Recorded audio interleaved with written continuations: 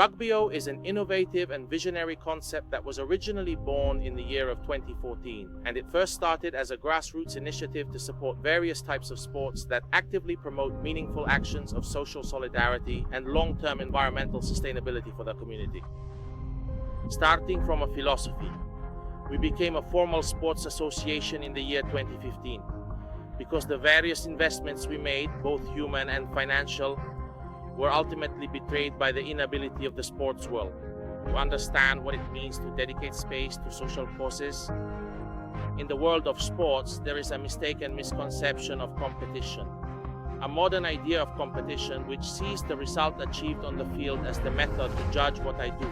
In other words, even a performance-based mindset. Whereas the idea of rugby is about human growth and development, so the goal is to avoid as much as possible the risk that competition becomes an antagonistic mechanism towards others. In a variety of significant ways, Rugbio is a documentary in the making. And so, the most formidable and persistent challenge in maintaining balance when you welcome discomfort is that it's inevitably and constantly a dynamic form of balance. Because forms of social discomfort often bring, during the process of support and engagement, an intense state of emotional imbalance and internal struggle.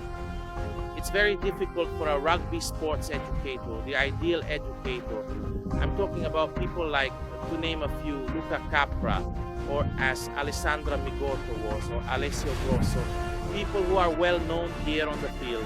For a sports educator to be able to address the topic of education through the messages a child sends from a motor perspective, or relationally in the game, and from there delving much deeper into the situation to understand the roots of discomfort is an incredibly complex and intricate process. Personally, I try to take care of everyone, even if I often come across as gruff to those who approach me. I always try to understand what a person needs in order to grow as an individual, to improve, but above all, to gain a sense of self-confidence. All of us experience major crises of trust in our lives and in our existence. If we actively make ourselves more available and try to be the very first to break down the walls of deep mistrust, we will truly have a significant chance to succeed. Rugbio takes care of the community of minors and of all the diverse people who interact, starting from the core idea that relationships and community are absolutely essential and fundamental goods.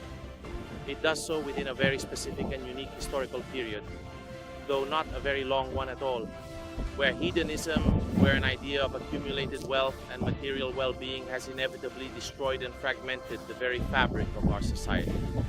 The act of taking care of another person means trying to deeply understand what that specific person's needs might be, in order to reach a profound form of emotional and psychological maturity. Not everyone is willing to make this kind of journey. Not everyone has the moral codes or has grown up with the moral codes that allow for it. The fortunate thing about working with minors is that we still have time to create environments where they feel the importance of love, of emotion, of caring for one another. Today it takes courage from adults to go beyond their own insecurities, their own fears, which often layer upon themselves, becoming pseudo-ideas, becoming values. But only because they are shared with a large number of people, and they keep us from stepping outside our own mental boundaries. And we don't go beyond, and we are not ready to welcome or face the difficulties that other people experience.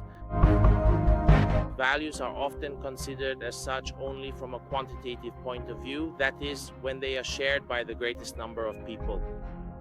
However, there is a way of considering value that is purely qualitative and therefore goes a bit beyond the times we live in. Politics does not happen only by delegation. So institutions are not necessarily the place where politics happens. Politics is our daily action in a communal sense. It is our action within society. Today, within the institutions, well, this is a process that has been underway for 20 years, ever since politics, even in Italy, became marketing.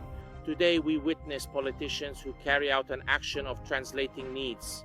That is, they implement things only because they are requested by their own electorate, by their own citizens, and not because they are a necessary social action, but because it is a social action that is not contested, a social action that inevitably does not lead to criticism.